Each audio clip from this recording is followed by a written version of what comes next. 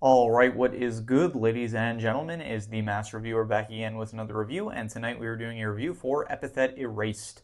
Yeah, really just reviewing a lot of indie projects lately with BFDI, Ramshackle, and now Epithet Erased. And yeah, this is another rewatch for me. This is just, again, with my test season going on, I'm trying to just review a bunch of short stuff in between like my test and stuff because that is what I have time to do these days. And yeah, this is a rewatch for me. And any background I should give about this is another indie project, and it only sadly got funded for about one season, but I am happy that at least it got the one season. There are some probably projects that only got like a pilot and never got to continue, but I am happy that this at the very least got a full season, and there is like more of the continuation of the story in audiobook format, so at some point I might check that out. But in the meantime, yeah, we are just reviewing the one season of Epithet Erased that has been animated. And so let us just begin, starting off with I do want to give a shout out to the intro. I haven't done this in a while because I guess I forgot if there were any intros worth mentioning up until this point. I like probably your Gravity Falls, Phineas and Ferb. I do like those intros, but I guess I just forgot to speak about the intros in the actual reviews I did for those properties. I would say I like this intro. It is pretty cool, nice. Like it's one of the only points of the show that has like actual fluid animation, which I think looks very nice. The actual song itself is also pretty good.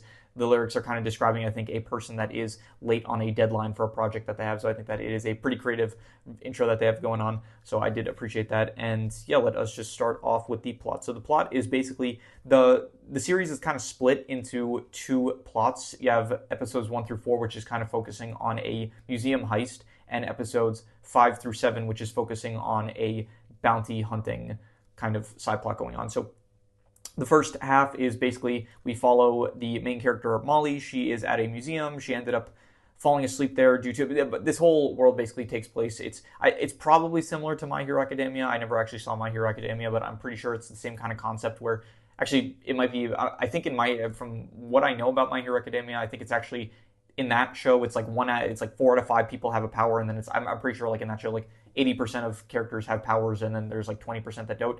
In Epithet Erased, basically 1 in 5 people will have an epithet, which is basically a special power that they have. It's pretty random, but yeah, 1 in 5 people have a power. And Molly, she ends up bumping into this other character, Sylvie, who has the power to, like, part of his pet. Like usually, it's not just like one specific power. But characters will have like kind of a few different abilities that are centered around like one theme, kind of. And so Sylvie ends up putting Molly to sleep, so she ends up falling asleep and waking up at night.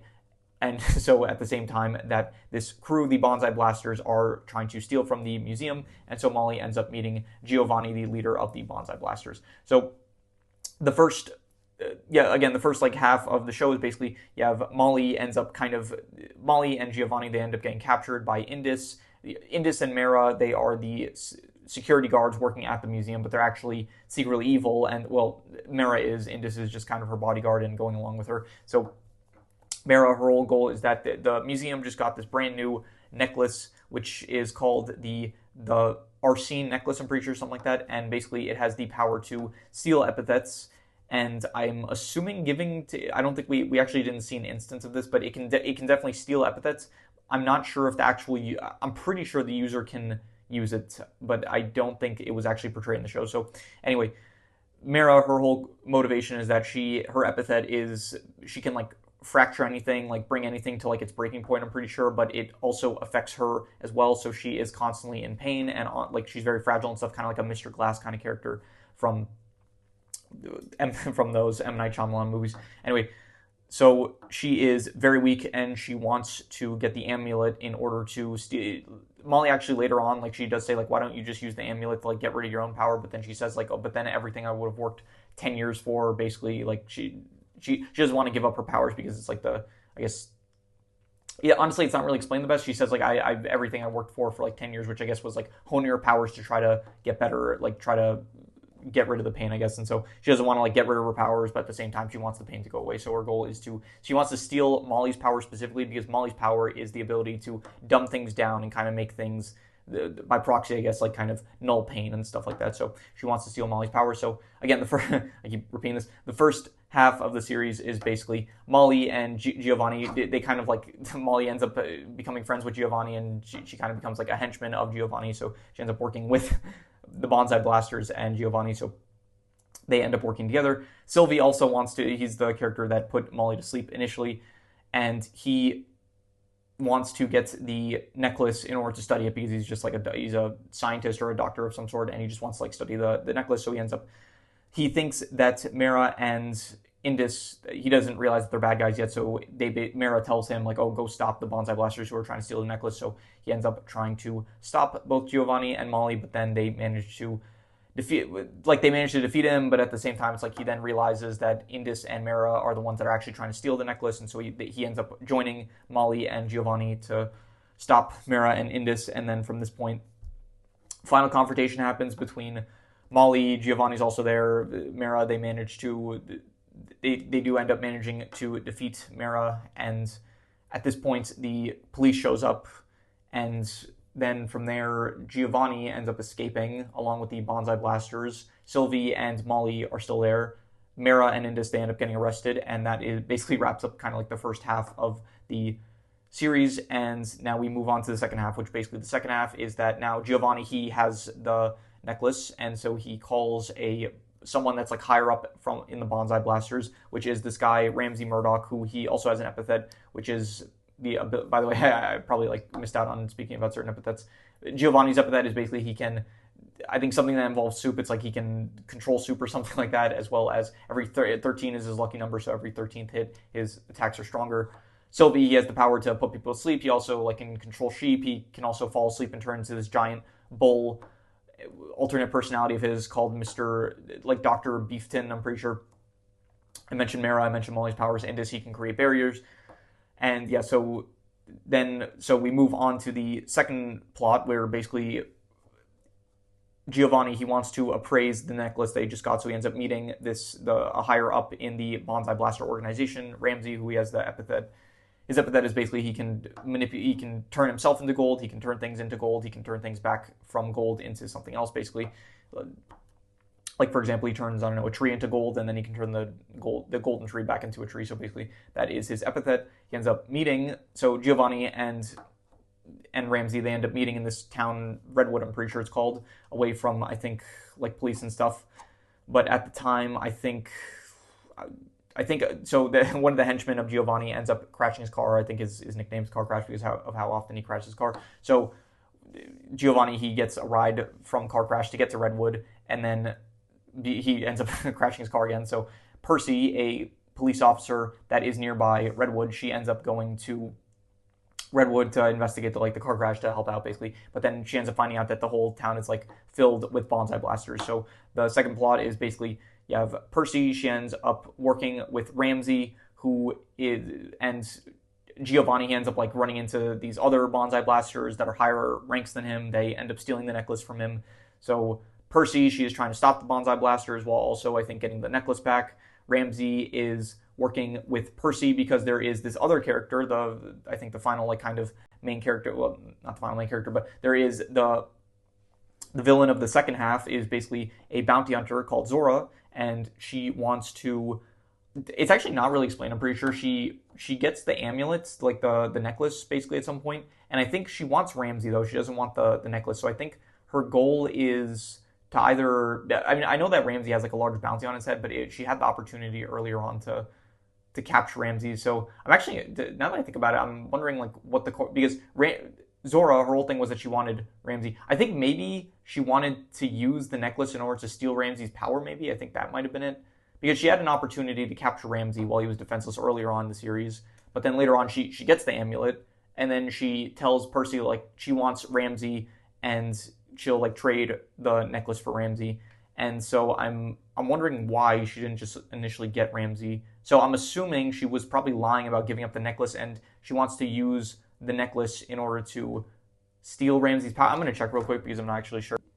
Okay, yeah, so from what I understand, I think that she's part of this organization. I think it's called Bliss Ocean, which is basically a Mundi organization. Mundis in this world are characters that don't have powers, and she was tasked with getting the amulet, I think, for the organization because the organization basically believes that like the powers are unfair and stuff, and Zora herself is also kind of like aligned with those beliefs, where she has the beliefs that basically powers do make things unfair, and she's like a fan of the old classic duels, like one-on-one duels and stuff, and like battles of destiny and stuff, and she thinks that powers are kind of unfair even if she herself has powers, which is basically she can manipulate processes, basically like if you drop a ball, she can cause it to go in reverse, or she can speed it up basically. But if once the process ends, she like can't control it anymore. So she can like manipulate aging, she can manipulate like the movement of like bullets and stuff. And so yeah. Anyway, so she, I guess, was capturing. So she captured the amulet because I guess the organization needed. She was willing to swap the amulet for Ramsey, but I think it was just a bluff, I guess, to get Ramsey without having to actually go through a fight. So I'm just going to assume that like that's the only logical. Like from what I looked up, she wanted Ramsey for the organization. She wanted the amulet for the organization. So I'm assuming she was just bluffing when she said she would give up the amulet. So anyway.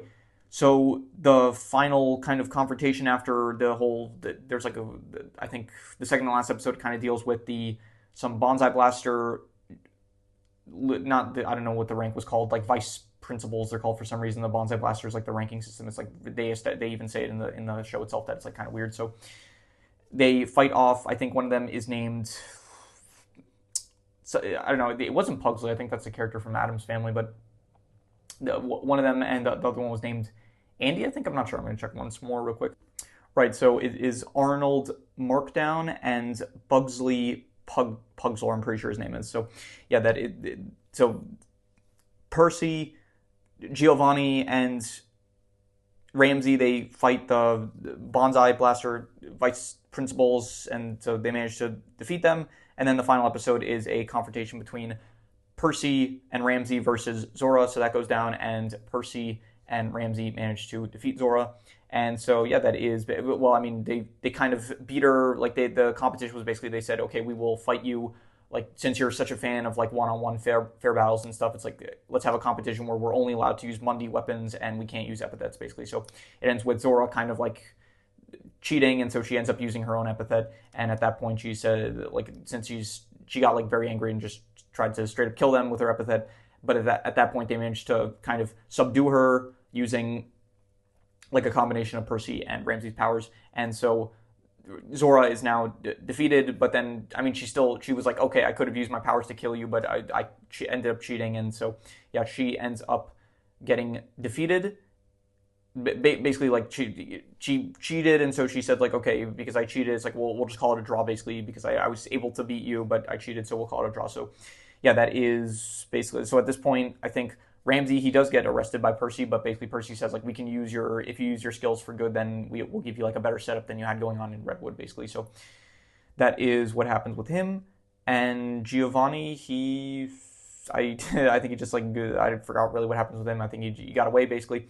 And they teased at the end Zora going back to her organization, basically.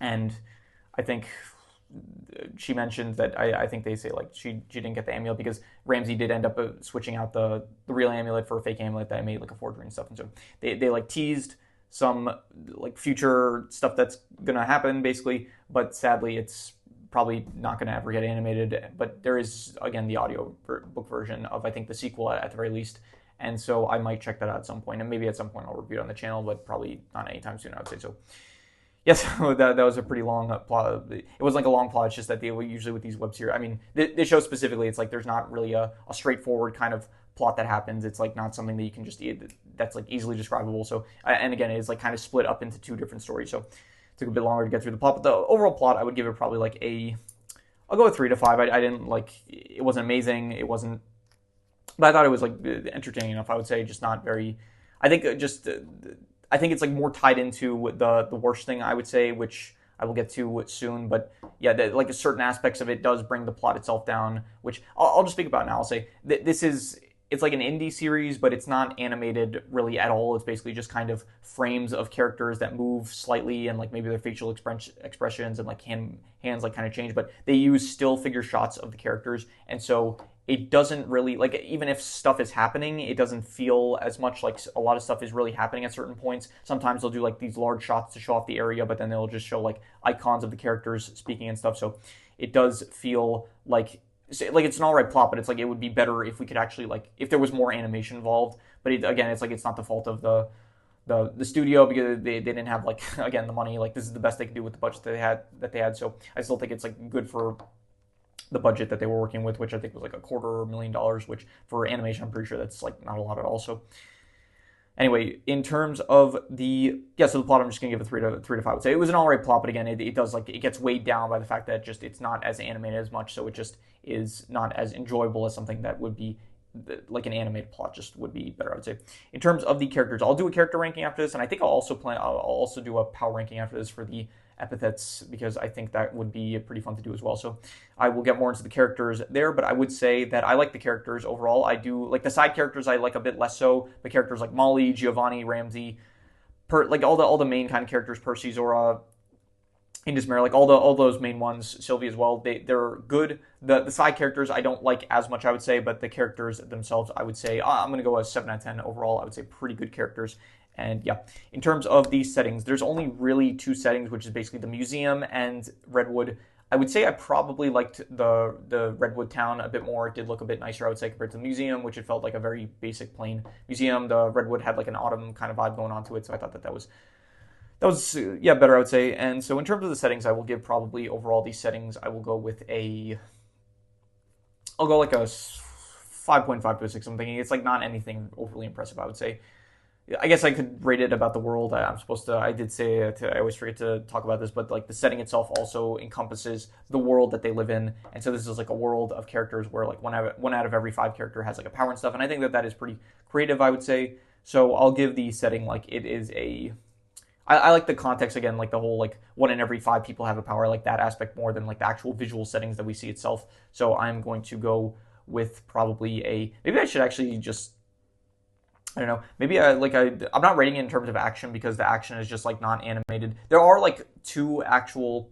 You know what? Fine. I'll rate it for the action / power system. I should actually probably just start anytime there is a power system. I should probably just like rate the power system as its own separate category. I feel like maybe because that does seem like it could help to, I don't know, maybe boost the final score maybe, or just it just feels like another thing I could rate, I guess. But in this case, I will rate the action / power, even if there's not really too much visual action, because a lot of it is again just still frames and stuff. So there are specifically 2 moments in the entire series where it actually gets like there's the intro sequence, which is like kind of more fluid animation. There are 2 instances which are basically the climax point of the first half of the series, and the second half where basically like the confrontation. So you have like one scene of Giovanni using his 13th attack on Mara to defeat her, and then there is a final moment at the end where Percy and Ramsey, they end up combining their powers in order to beat Zora. So I would say in terms of the action / powers, I'll say like the power system that they have, I do like. I would give it probably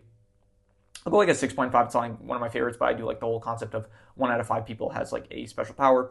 In terms of the action, I will give it the fluid animations, I would give probably like a 7.5. I would say it was very good. So I'll balance it out. It's like to say a 7, I'll say, for the action / powers, but yeah, I will just a 7 out of 10 because, again, it is mostly just still frames, I would say, for the action. And there's only, you only have those 2 fluid scenes. The rest of it is just characters kind of just still shots of them. They use, like, guns and stuff, I guess, but the guns are not lethal in this world. So, and, like, some attacks and stuff, but it doesn't look, again, it's just, like, still shots of kind of all this happening. So, in terms of the settings itself, the settings, like the actual locations, I would give it probably I'm going to be, I don't know, between a 5.5 to a 6. I'll be generous. I'll give it like a 6 out of 10. I say it's above average settings. I did like the prison area of Redwood, and the bar area was also fine. The museum itself I didn't love, I would say, but I'll be generous. I'll just give it a 6 out of 10 for the settings.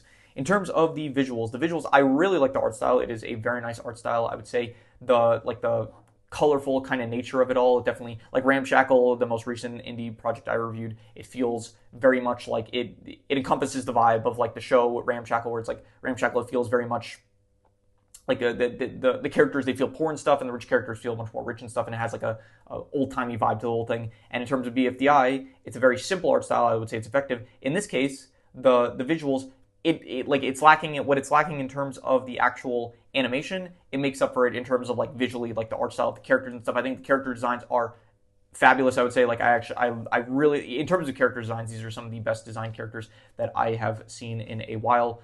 And yeah, just I really like the designs of the characters. Molly with like the stars in her hair and stuff. Giovanni, his whole fit, I would say. The Bonsai Blaster uniform, even, I would say, looks pretty good. Zora, her whole like cowboy aesthetic. Ramsey at first, it's like he is wearing a business suit. That's like the first scene we see of him. We don't actually see his face, but we do see him like in a business suit. But then afterwards, like his Hawaiian shirt and stuff, that is pretty good. Percy, I think, with the whole The police uniform, it's a bit less, it feels a bit more basic, I would say. But yeah, in terms of the characters, the visuals of the characters, I think that the character designs are really cool.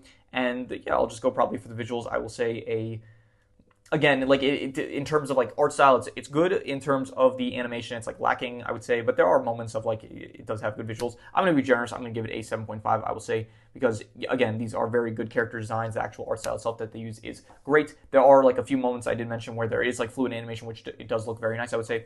But in terms of just the overall animation of the show, it is like very much just still shots of characters moving, like frames and stuff. Not like, I don't know if I should be describing it as still shots, but it's no, that is pretty much what it is. Like it just slightly characters moving like very slightly. It's like you have the character silhouette, like not silhouettes of the characters, but the character models kind of moving slightly, but it's not like very fluid kind of animation going on. So anyway, in terms of the worst thing, I'm going to say that the worst thing was probably just again the animation. Just it brings down the plot. It's like when you're watching a show, any indie series I've watched up until this point, at the very least, it's got like some fluid animation, even like BFDI. It's like for the earlier season, like the first season of BFDI, like when you get to BFDI, it gets a lot more fluid, it feels like. But in the first season of BFDI, even if it was like kind of stilted, it was still more fluid than this, I would say. Like this is just very much just, again, character shots and then like them like slightly moving here and there. And so it does make the show, I guess, just it would be better to watch if it was just more animated, I would say. So in terms of I'm not going to fault it though, because like again, it is just because of budget restraints. They don't have the budget to be able to do like full on animations of like these characters and stuff. So I think they definitely chose to focus more on like the artistic aspect of the show rather than the actual animation aspect of the show. So I'm going to I'll give it a 5. I don't like, I guess it's not like, it's still enjoyable to watch, I would say. It's just, it would be better if it was more animated, but again, they don't have the budget for it, so I'm just going to give it I'm going to be even generous with it. I'm going to give it probably a 5.5. It's decent. Like, it doesn't even look bad, I would say. It's just, again, it does bring it down. It makes the show feel slower, I would say, compared to if, I don't know, the background is always the same and you see like the characters always in these like the same shots and stuff, so it does feel like there's less progress being made and it feels like less stuff is going on compared to if they were more animated, I would say. So in terms of the best thing I will probably give to, I think I'll give it probably to I don't know, I think maybe the character designs or I gave the visuals, I would say I gave the visuals 7.5, I gave the characters a 7.